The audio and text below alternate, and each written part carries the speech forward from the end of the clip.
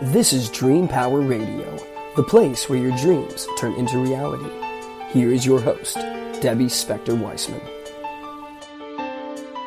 Hello, hello, hello, and welcome to Dream Power Radio on the Amazing Women and Men of Power Network, the world's leading positive programming network, powered by Raven International. I'm your host, Debbie Spector-Weissman, the Dream Coach.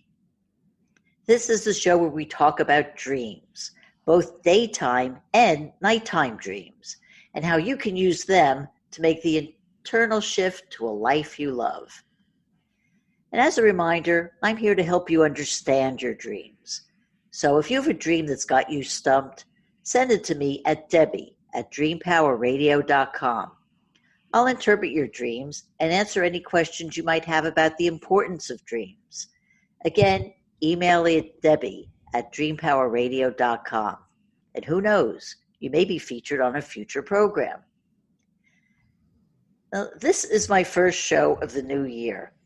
And one of the things I don't want to talk about is New Year's resolutions. Quite frankly, I don't believe in them.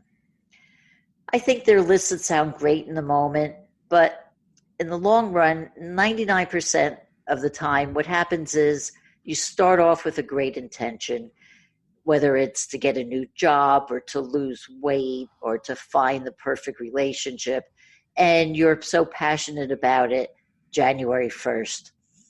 But by January 15th, nothing's happened, and you start to lose your resolve. And by February 1st, that resolution becomes nothing more than a mere memory. That is, until next December, when you decide to make a new New Year's resolution. And maybe even feel mad at yourself for not being committed enough to do something about it. But that's why I don't believe in New Year's resolutions.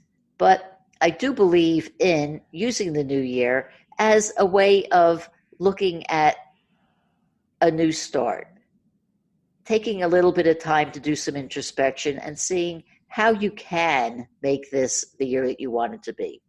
And I can't think of anyone better to talk about this than author, speaker, and creative guru, Cate Montana. I first met Cate when we both had a hand in the groundbreaking conscious-raising film, What the Bleep Do We Know? Cate has written a ton of books since then, including The E Word, Ego, Enlightenment, and Other Essentials, and her new bestseller, Shamanism in the New Millennium. She also writes for the global health magazine, What Doctors Don't Tell You, and has a show called Ego Tripia on Facebook Live. Cate, welcome to Dream Power Radio. Thanks, Debbie. It's wonderful to be on. Oh my God, I can't believe this 2019. I know, and it seems that like when you get older, the years just go faster and faster and faster. And the days get longer and longer and longer. Time is truly a conundrum. Well, time is just a construct. I never thought that I would live this. It is just a construct, and it's totally based in your attitude. Oh my God. Well, speaking of attitude, what is your take on how we can get a good start to this new year? Well, I loved what you said about the fact that you don't believe in New Year's resolutions because, well, frankly, I don't either, because I've had many, many decades of starting, and just as you say, by February, it's a thing of the past. But, you know, it's based in the whole idea that we want to change. It's based in the whole realization that there's more to life that we can experience and that we can be better human beings, grander, wiser, smarter, happier, healthier. And, you know, it's like, thank God we don't believe that, you know, the status quo is all that we can accomplish. So yeah, we start the new year, new beginnings with this huge uplifting, oh, this is what I'm going to do, and this is going to be wonderful, and then life happens. And so what I've come to the same thing, probably the same place you have, which is that it is change is an ongoing dedication. Change is an ongoing process that doesn't happen overnight. Damn it. I wish it did. I wish that 20 pounds, extra 20 pounds would just disappear by Saturday evening, but it's not going to happen. And it's been a rueful awakening, quite frankly, Debbie, to realize that it is a long haul, that it is a day-to-day decision, that I have to coach myself, encourage myself, love myself, and part of that loving is doggone well doing what I say I'm going to do. And that means getting up that extra early in the morning to do my yoga and my meditation, even though I don't want to. Or saying no to that extra piece of pie, even though I really, really, really want it. And, and sometimes, like we all do, and most of the time even, I slide backwards, but then I keep going forward.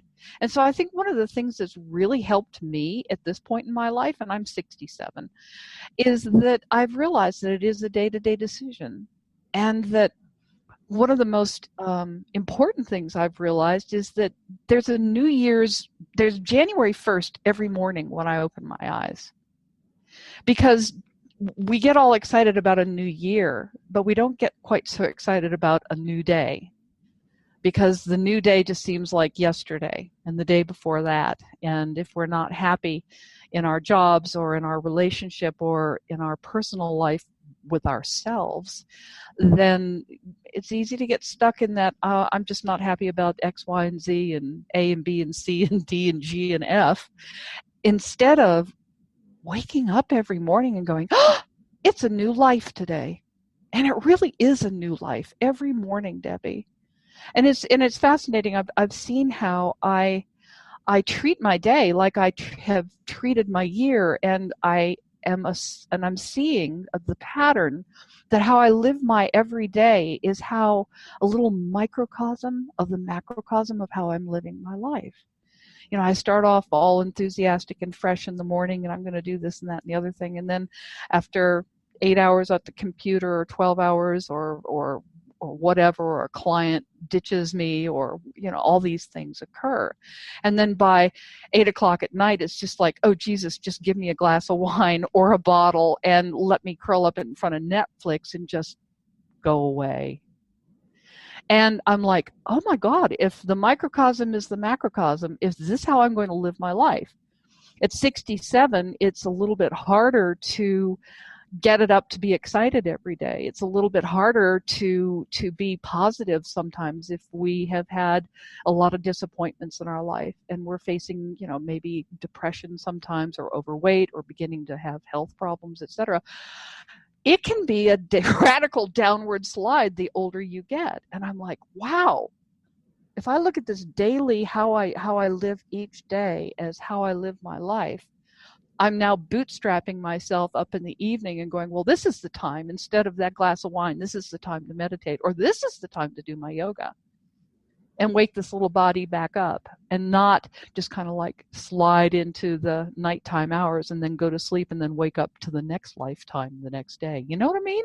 Yes. And where does perfection come into all of this? Because do you think that a lot of people don't start or don't even think about what they can do because they think, oh, if I'm not doing it right, it's not going to work at all? Oh, yeah. That, I think perfection is one of the most damaging belief systems we've got going. I think perfection is a grotesque limitation that we put on ourselves, laying these ideals. And of course, media media doesn't do a doggone thing to help that. We're always faced with the perfect, face and figure, and on TV and in the magazines. Thank God, at least the mannequins in the department stores are starting to. I love it. There are larger mannequins in Macy's now, and I'm like, oh my God, thank you. It's like, let's get real. Human beings don't match any idea of perfection, never will, but we stress ourselves out so incredibly trying to match some sort of external idea about what we're supposed to look like, what we're supposed to talk like, act like, how much money we're supposed to make, the ideal job that makes us happy that we're supposed to have, the perfect mate that will be absolutely everything, my lover, my best friend, my caretaker, my support, my etc. It's just like, holy crap. So, to kind of ditch all of that and to go deep inside and go, well, okay, I am a flawed, slightly overweight, occasionally cranky human being, and okay, can I accept this about myself? And some days I manage it and some days I don't, Debbie.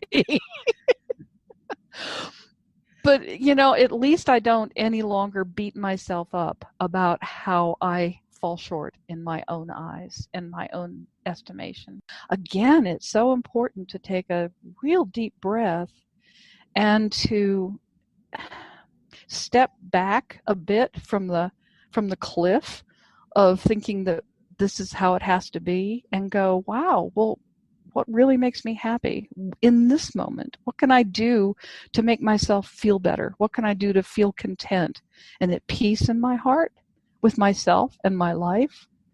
And how can I be realistic about how I can change? Okay, if I can't spend an hour every morning doing yoga and meditation, can I take 15 minutes? And instead of having these huge bars that we set for ourselves, back to your whole thing about why the January resolutions don't work, instead of setting up these huge bars for ourselves, be realistic. Take a genuine self-assessment and go, it ain't going to happen. It's going to happen for maybe a week. Okay, but what can I make happen? And then make it happen. And I've found that just the law of physics, of momentum, that's the biggest thing, Debbie, is to say you just want to start an exercise regime or a meditation program. Start with what you think you can do. If it's 10 minutes, great. You'll find that if you do that 10 minutes every morning, it starts to increase to 15 and then 20.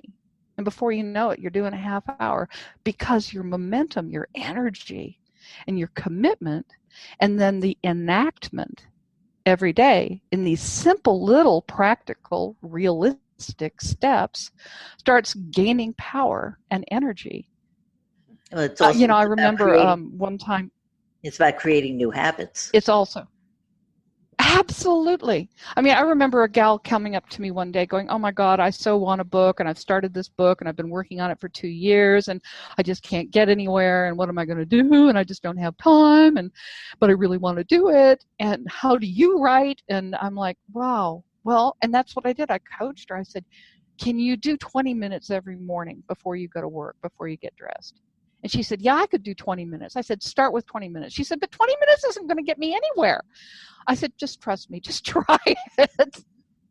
Well, 2 years later, she called me up and she said, I finished my book. And I have you to thank for it, because that 20 minutes became a good steady half hour every day. And I just plugged away at it. And now I've got a finished book. So it's the little things that add up, I think, Debbie. Absolutely. Absolutely. And it's about, habits and then the persistence. Because once you get into that routine, it's like, yeah, this is my day. This is my day. This is what I do. And you do it, and then it happens. It's amazing. Yeah, exactly. And then all of a sudden you look in the mirror, or you see what you've done, and you look back a year later and you go, oh, holy Moses, wow. And that's so encouraging. But I think, again, back to this whole New Year's resolution thing, we set ourselves up to fail quite religiously by wanting to take these enormous leaps and have these, I mean, dear God, look at the diet plans. Look at the overnight, lose 10 pounds in 3 days, become enlightened in this weekend workshop. It's ludicrous. But I think that to a great degree, many of us are so discontent with ourselves and our lives. It's like not producing, it's not giving us what we thought it would be, and that we're discontent to such a degree that and we have so little time as far as our own perception of time and what we will allow ourselves is concerned. We're hard pressed nowadays. We've got so much going on. So, these expectations, we want to just do it overnight, get it done, and check it off on our to-do list. And damn it, life just doesn't work that way. No, it doesn't. Well, I tell you, we're going to take a short break here. You're listening to Dream Power Radio. We'll be right back. What could be more dreamy than a cruise to the mysterious and exotic Cuba? Join me in June for a luxurious 8-night trip on Royal Caribbean's Empress of the Seas. We'll taste the cuisine in Havana, dance to the music in the enchanting cities of Cienfuegos and Santiago de Cuba, and much more. For more information and to sign up for this unforgettable trip, email me at debbie@dreampowerradio.com. Welcome back to Dream Power Radio. I'm Debbie Spector-Weissman, the Dream Coach, and I'm speaking with the conscious raising author, Cate Montana. Cate, since this is a show about dreams, I'd be remiss if I didn't ask you what roles dreams play in your life. Oh God, Debbie. Huge. I've been thinking about that, getting ready for the show, and it's like I remember my big dream when I was 3 or 4 years old. As I was like a lot of little girls, I was absolutely obsessed with horses. And other little kids would see somebody on a pony and go, "Oh, mommy, look at the pony!" And I would point and just burst into tears and go, "I didn't know I won't have a pony."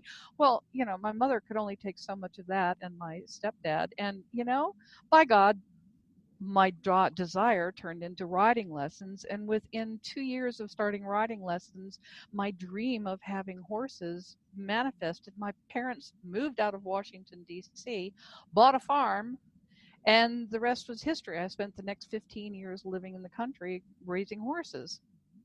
So I'm like, wow, it's like when you have a dream, you never know how it's going to manifest, and you never know where it's going to take you. And so I always wanted to be a writer. So I guess I'm one of these fortunate human beings that's always known what I wanted. I think for a lot of people, that's part of an issue is they're not too sure what they want, because I think we are taught as a society in the West here, Debbie. I think we have been unfortunately raised as young women and young men to figure that we just have to knuckle down, get realistic, get a good education, keep our nose clean, don't do too many drugs, don't get pregnant in high school, and get yourself a college degree and then get a good job and then find a good partner, and there you are. But I was fortunate in that society's success formula completely failed for me. I'd done the whole get a great college degree and have a great career. I was in network television for 16 years, and married, had the dream, had the swimming pool in the backyard, and it fell completely flat because I just kept waking up at age 30 going, God, I'm miserable. I have everything society told me I was supposed to have, and I'd forgotten how to dream. I had picked up society's dream rather than my own. So that led to a whole other dream, quite frankly, Debbie, of, well, now if I had to say it was a dream, I wanted to know what the truth of this life was about. And that was my next big dream after horses and after being a writer. As I say, I got into communication and television. My dream of being a writer continued.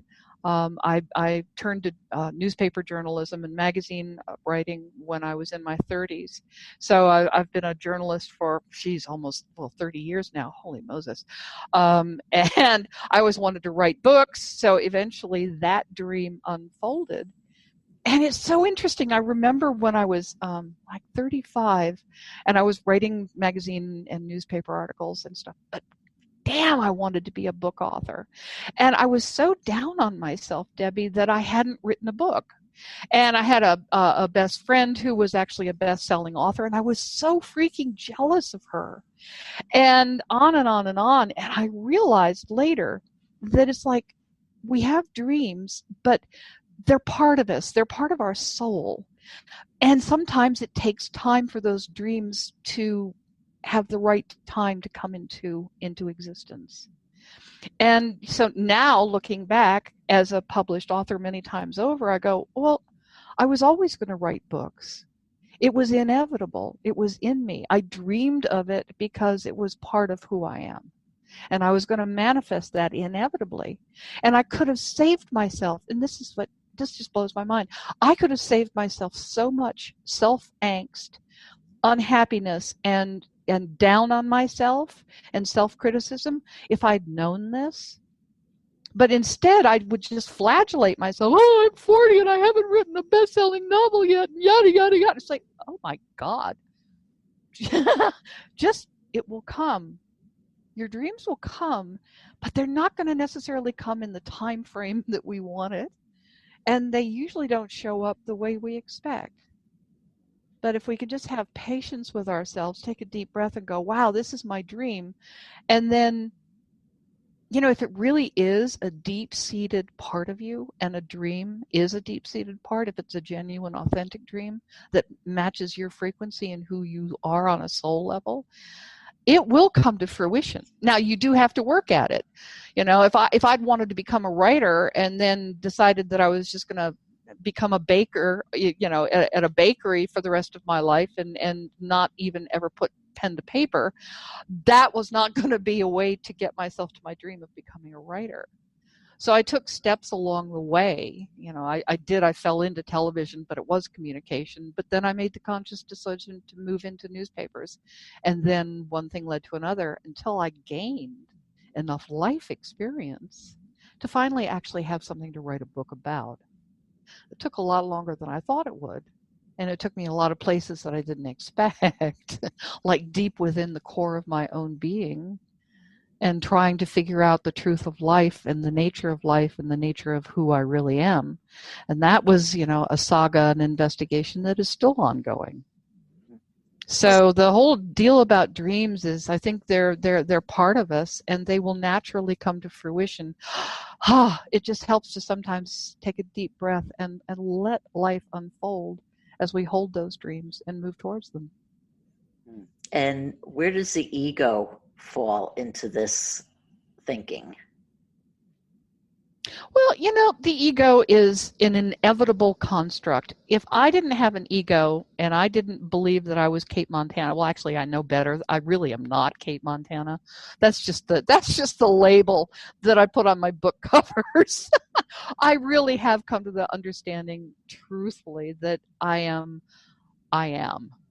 pure consciousness without any identity whatsoever.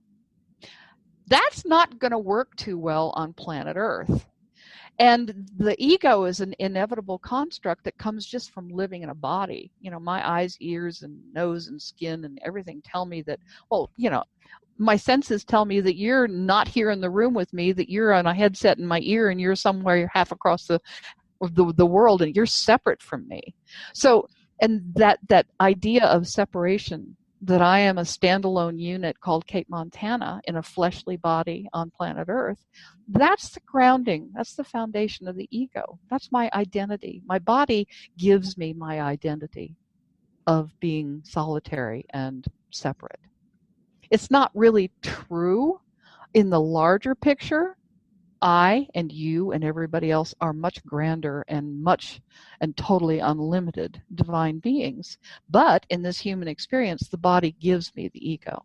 So bottom line, my whole life has been the story of Cate Montana and her story growing up and learning more and more about being Cate Montana, until in that journey, in that story, in that ego story and ego journey, thinking I am Cate Montana, I finally came to the understanding that I'm really not, and that I'm much greater and grander than that.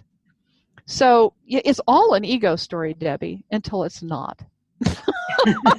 And our dreams are the dreams that come as a result of who we are raised to be. It's part nature and it's part nurture. It's part genetics. I think it's part soul. I think it was in my soul to be in communication, to be a communicator this lifetime. It just seems to be the way I'm wired. So my dreams are in alignment with that wiring. And I think one of the things a lot of people get hung up on is that they don't, oh boy, this is big. I think it's hard to get to know ourselves in this program society. Like I mentioned earlier, we're supposed to get a degree, get a job, get a husband, have kids, and that blah blah. So we lose track of who we are in the midst of trying to live up to society's dreams. And so to kind of like take the time, take that, don't meditate 15 minutes in the morning, take time just to contemplate, well, who am I and what do I really want outside of this forced march I seem to be in my life? Who am I really? What do I really want?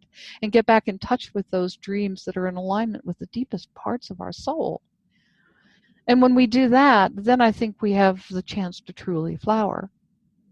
But back to the ego, it's all expressed through the ego until we have truly seen through it, not from a philosophic perspective, not from I'm a spiritual person and I've had lots of spiritual teachers and they've told me that I'm really not my ego and all of this is really an illusion. So I'll just I'll just vomit that back out to you and say that that's what I believe, because that's what I believe. But there's a huge difference between believing and experiencing and knowing who you really are. And that's the whole journey. And the ego helps us do that journey. And part of our ego journey is living these dreams that we have that take us eventually to the place where we transcend the story altogether. And I don't know whether, I think sometimes that can happen in one lifetime, but more often than not, it takes many, many lifetimes for that unfoldment to occur. But it does occur because it's inevitable. It's where we're all headed, the realization of who we really are. In this, what many people refer to as the ultimate dream of being a human being on planet Earth. Mm-hmm. Indeed.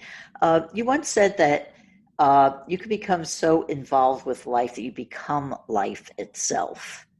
Can you expand on that a little? Yeah.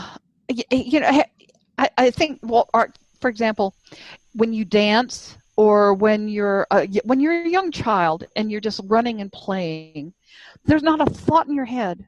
You are just exuberantly you. You are exuberantly just drawing the air into your lungs, and your legs are pumping and the blood is thudding through your body, and you are just vibrant and absolutely kinesthetically, spiritually alive. You are one with life in those moments. And I think when people are engaged in the arts, when we get older, I think that's the other doorway where we experience that oneness with life that gets us out of our heads, gets us out of that identity, that ego sense of, hi, I'm Debbie Weissman, or hi, I'm Cate Montana, and this is how life is according to Cate Montana. Wow, it just transcends. All that shit drops. All of that verbiage, all that stream of consciousness, the stream of words in my head. Debbie, when I realized that everything I thought I was truly was mostly just a stream of words in my head, I was like, really? That's me? I don't think so. Huh? So when we can move into these beautiful places as a little kid, as I say, running, kids aren't thinking about anything. They're just living. They're part of life. They're one with life, expressing it. The artistic movement, when you're deep into a painting or you're writing or you're creating a song or you're dancing, or an athlete, an Olympic athlete going down, shooting the gates in a slalom course, they're not thinking. They are one with life. And those are the most ecstatic moments we come to, and we yearn for them. Oh, we do. And so, Cate, yeah. I have to tell you, we have come to the end of our half hour. This has gone by so fast. Well, that was quick. We talked about time earlier, and here we go. So one final question. How can listeners find out more about you? They can go to my website, www.catemontana.com, and that's Cate with a C, C-A-T-E. That would be the best way to find me. Wonderful. Well, Cate, thank you so much for being on Dream Power Radio today. Debbie, thank you for having me on the show, and thank you for doing this. It's wonderful. I'm so glad you're doing this. Oh, thank you. Well, we've been talking with writer Cate Montana. I'm Debbie Spector Weissman. I hope you tune in next time. Until then, sweet dreams, everybody. You've been listening to Dream Power Radio with your host, Debbie Spector Weissman. For more information on Debbie or to sign up for her newsletter, go to dreampowerradio.com. This has been Dream Power Radio on the amazing Women and Men of Power Network, the world's leading positive programming network, powered by Raven International.